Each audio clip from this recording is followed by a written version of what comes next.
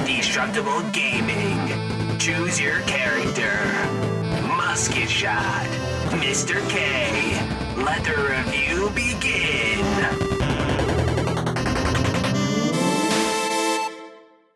Hello and welcome to Indestructible Gaming and More. I am Musketshot. Alongside me is my co-host, Mr. K. Mr. K, hello. Hey everyone, welcome back. Hey, welcome to week 10. This week, our game review is of a game that just came out on Steam called Arena. Just came out on Thursday, I believe, the 20th. Yep. So we had a little advance copy of it. Thank you to the creator of the game, Clay Peterson. Thank you. Gave us a couple keys to try the game out prior to release. So thank you very much, Clay. We appreciate the opportunity to do that. Yeah. So let's get into a little bit about the developer, and I can give you a little bit of background information on that. The Arena, like I said, is developed by Clay Peterson. Clay lives in New York City. He pretty much does a little bit of everything on this game. You can visit his website at claypeterson.co. That's ClayPeterson.co. And check out his website. It'll give you some information about the game, but also some information about his music that he creates as well, and a soundtrack that he calls Songbird, so you can listen to some of his music as well. So, like I said, Clay created the game Arena by himself. He did have a friend. Yeah, he did have a friend who did some of the voices. And what was his name, Mr. K? Jake? It was Jake Lavoie. Okay, awesome. I like that last name. Yeah, so he did the voices of the king. I don't know if he did any other voices as well, but he did the voices of the king, Clay said. Jake Lavoie or Jake Lavoie. Yep. So a shout out to Jake for his help on that. And Arena is a hand-painted acrylic painted character game. It's a first-person shooter which features songs from Clay's Skybird soundtrack. So it's quite unique in the style of the characters and the game design and stuff like that. Have you ever seen anything quite like an acrylic painted game? No, like I think it's very artistic. I mean, I have never seen one like that before. Yeah, I've seen one where it's based in a storybook. I've seen some that are claymation, but I've never seen one with paint itself. Yeah, it's kind of unique, and it's kind of cool that everything is his. So it's not computer designed; it's hand designed and then used in the game design itself. So I like it. I think it's really neat. And this game is actually inspired by two different games, Doom and Devil Daggers, Devil Daggers was a game that Jimmy Tyrell a few weeks back told us we should try, from Ready, Set, Go, and from Subpixel Link.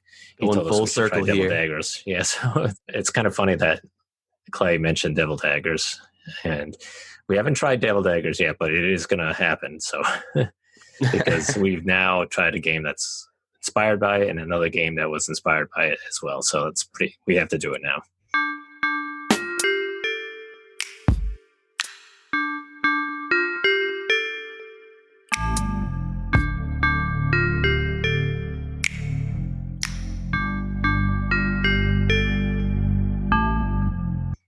So, Mr. K, do you want to talk about a little bit about the game, the storyline, maybe begin with? Well, the storyline is that you are a wizard, and no one likes you, because this is like medieval times. So, come to expect, no one likes a wizard. Because of that, they try to capture you, but you escape and go to the top of a mountain where you think you're safe. Eventually, they do try and capture you again up there. They find you, and you try to escape, but this time you don't, and you get captured. And that's where the name comes into play. You wake up in an arena, and that's kind of where the game begins. Yep. Not too much of the story, but enough to put you into the seat and get you intrigued and interested. Yeah. So you wake up after the quick storyline, and then you make your way into the next room, which is kind of like a shop, right? where you can buy spells. Yeah, you can go to a shop and buy spells, and when you have enough tokens that you get in the arena by defeating enemies. So the main gameplay is you go around and you defeat waves of enemies. As each wave goes by, they get increasingly harder. But And so there's 15 waves of enemies? I thought it was 16. Well, 16, and there's 15 waves and then a boss fight. So okay. 16. So technically 15, but yeah. Each time you defeat a wave, you don't go directly into the next one. You can go into the shop and buy yourself the things if your spells if you wanted to. Right. Which, like I said, you get when you kill enemies. Which is, I think it's pretty cool because if you plan it right, you can kill the enemies. They drop stuff. And as long as you don't hit it's almost like a circle on the ground that you hit a start thing, you can kind of get the stuff and then go running back to the shop. Mind you, the shop changes each time you play. Yeah. So you may not have the same, say you die and you come back, you may not have the same upgrades as you did when you first started. Right. So when you fight the enemies, you have your normal electric attack and a shield. And that's basically all you have when you first start. Mind you, the electric is long ranged and it does a decent amount of damage. Mm-hmm. You have a roll, which will save your life because the roll is very useful. You can also jump, but I didn't see a jump as very useful to me.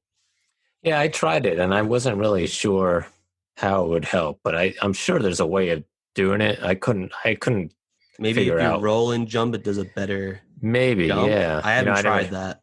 I didn't try that either, and that's a good idea. Maybe I should have tried that. But yeah, as you go through these waves, they get harder and harder each time. And eventually come across enemies that will spawn more enemies. You'll come across enemies that will shoot at you. You'll have enemies that want to kill you because you know they're enemies. Hence the name Enemy. Yeah. And as this happens, the king's like, oh, he's impressed. And then, he keeps welcoming you to the arena. He's cool. Mm-hmm. I like the king. Yeah, he says, how about a challenge? Yeah. That's my impression of the king. It's pretty good.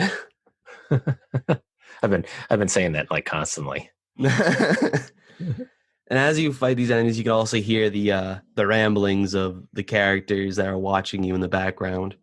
They're pretty funny, and I enjoy them a lot because the voices are just beautiful. That's pretty much the gameplay. Now there's, I guess, 9 enemy types. I only came across probably like I think 6 of them. So I don't think I've seen all 9, but I don't think I did either.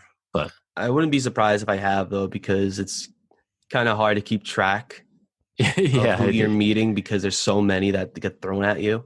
Yeah, and hence why it's inspired by Doom or Devil Daggers. Yeah, they come out fast sometimes too. At the beginning of the game, it's only they start you off with a real easy one, a zombie. And he's super easy to kill. It's kind of like just so you can get the idea of the movement and stuff like that. Movement, and how the enemies work. Yeah, and the game movement is simple. WASD buttons for forward, back, side, space to jump, space to jump. You using the left button on the mouse for the attack, shooting your spells and stuff like that. I think it's press. I think it's also R to change your spell. F. It's F? Yes. Okay, my bad. Yeah, it's F. F to use a new spell, which you can use depending on, if you have a second spell or third spell to use. There are how many spells were in the game? There were four unique spells. And 2 upgradable ones, right? Yes, yeah. So that's a good amount of spells you can do with. Yeah. Yeah, I was able to use a couple different ones. One of them was like a flower, and I can't remember what the other one was, but I think I just didn't have it in the right spot. The flower did stop them at the beginning. I think the flower attacks the enemies. Yeah. And it also brings them to it. Yeah. As it attacks them, it will also lose health because, it's also getting attacked. So yeah, right. It gets enemies distracted, but you can only place 2 at a time. Yeah. The good thing about that, though, is that say like one of your flowers is at like a low enough health. If you put another one there, you'll disappear and make the other one disappear, but the new one you put down will just have full health. Right. It's not something that'll get you completely out of the battle though. No, right. Yeah. They will still try to kill you. Yeah. They will make sure of it. The arena's pretty decent size, so there's a lot of room to run around and try to get out of harm's way as much as possible. So that's good too. You can get cornered. I did a couple of times where I went back too far and then kind of cornered myself. So it can get pretty clustered. Yeah, but I think the arena's pretty good good size. It's a good size. And it's kind of cool looking around the arena. You can see the different characters up in the stands watching. And if you look all the way up to the top, you can look out up at the sky and you can see like birds flying over and stuff like that. It's kind of neat. So a lot of detail went into the game as far as all the painting and stuff like that.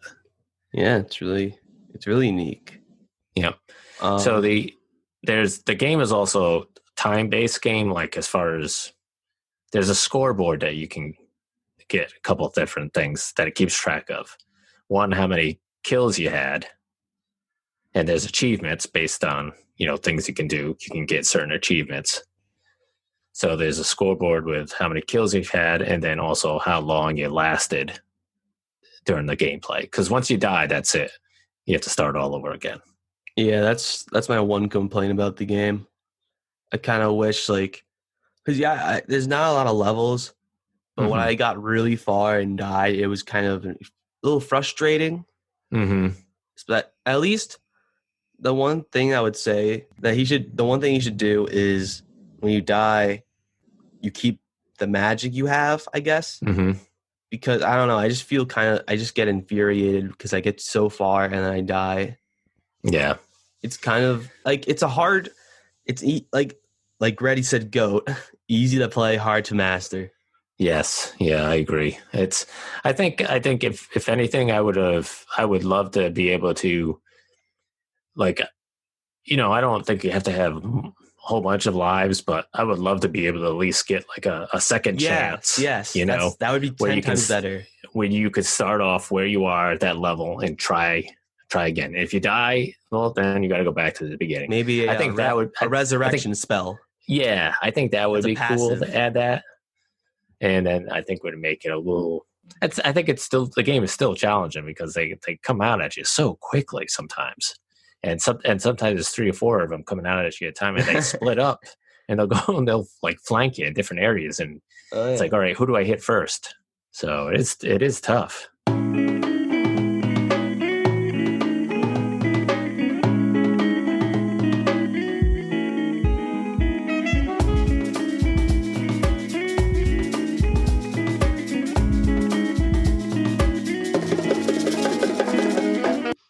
The music in this game is pretty good. Yeah. It's not. I mean, as for music, it's small. Mm-hmm. It loops pretty fast, but it's nothing to infuriate you. No, and it's good enough that you can just sit down and just take a break and just listen to it. Yeah, to ease yourself in the next round or something. Yeah, and in some of the music that you'll hear in between this podcast, is some of that music from Clay that he created for the game. So that was nice of him to supply some of that as well to us. Yeah, thank you so much. And he, I guess, is planning to continue on supporting Arena in the future. So he's gonna, as long as people are playing it, he's gonna keep working on it. He's, I guess, working on a multiplayer support, which would be, I think that would be interesting. Multiplayer, that'd be fun. Right?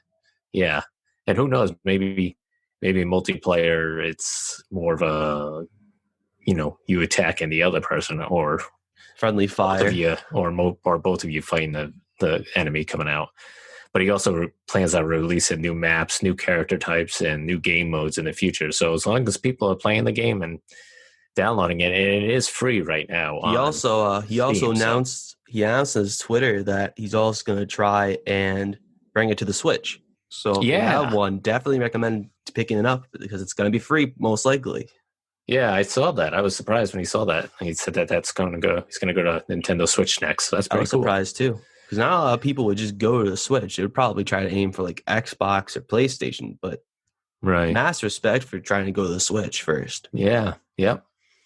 Yeah. There's a lot he plans on doing with the game. So, like I said, the game's free right now on Steam. So, and it just came out. So, I would definitely, if you got Steam, definitely go there, Pick it up, download give it a it, try it try. out. Yeah. You can see how long it lasts, see how many kills you get, maybe get your name on the leaderboard. I tried to look to see if I could get my name on there, but I think there's only top 12 that are listed or something like that. I don't think there's a lot listed, so you got to be pretty good to be up there to get on the leaderboard. I know Clay's on there, so.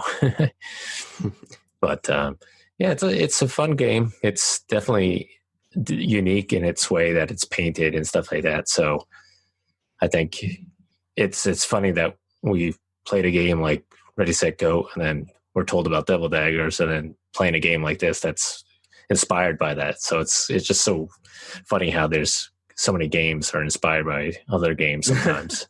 So what would be your overall rating of the game? I think my overall rating is a 7.5. I like the artwork. I think he did it. It's so cool to see somebody that actually did their own artwork and stuff like that and put that in the game. And and obviously they took a lot of time and effort to make the game, and to make it free is really good. I put it on Steam. I like the gameplay is, like you said, relatively easy, but hard to master. Definitely. I would like to have a second chance life to continue on that level. Because it can get a little infuriating. There's times where when I got to a point where I got frustrated, I would say, okay, I'm done for the night, and I'll just try again tomorrow. But it's a fun game. The characters' voices are great. I kept saying them all the time throughout the day. So, so it was just fun to do. So, but like I said, I would give it a 7.5. How about you? I would probably give it I would probably say a 7.5 also. Mm-hmm. Because like I said, if it had they added that second chance, I'd probably be giving it like an 8. Mm-hmm. Because it kind of infuriates me a little bit. Mm-hmm. Okay, infuriating is a little harsh. It's a little harsh. Yeah, it's a little harsh. It just frustrates you. Frustrating. It's a little frustrating. Yeah. Because sometimes you can have a good run. Yeah. And then sometimes you can just die really fast, and if you do it again and again, eventually it's gonna frustrate you. Yeah. And there's like the coins you get, but then there's potions that'll help you, build up your health again and stuff like that. But sometimes you don't need it. Sometimes you don't. You're thinking, oh, I got enough health, I'll get through this level. I should hopefully get through this level. And then next thing you know, all of a sudden you're getting hit too many times, and you die, and you're like, I tried to do the strategic thing, and I'm like, okay, maybe if I don't grab them, just let them sit there, and then when I do get badly damaged, I can go pick it up. And then they just disappear. So it's like, okay, so I'm just gonna pick these up for no reason. Yeah, you definitely got to get them, because everything will disappear. Or at least have like a different side of the shop where they sell potions themselves, so you can just heal up in between. Yeah, that wouldn't be bad too. Or have like a limit of how many you could buy. Right. If you got coins, use the coins for potions, health potions instead of spells. Yeah, I mean, it's a good trade-off. It's not a bad idea. You can either buy one and just get your health refilled immediately, or actually have like a bottle that you'd have in your inventory. Right. You could just use whenever you please. Yeah. Yeah. Either one, it would be a cool idea. Yeah.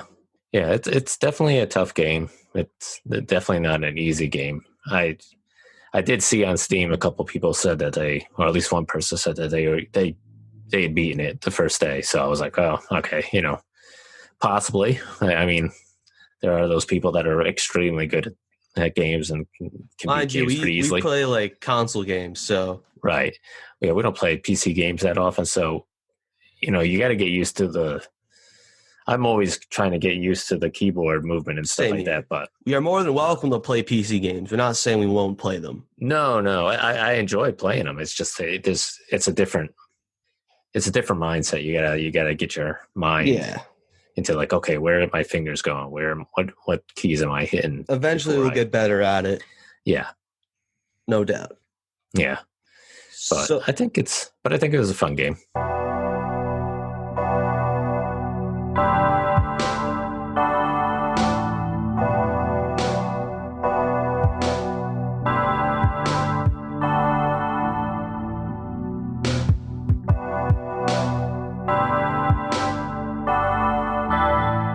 So the next review we will be going on to for next week is a game called Gato Roboto.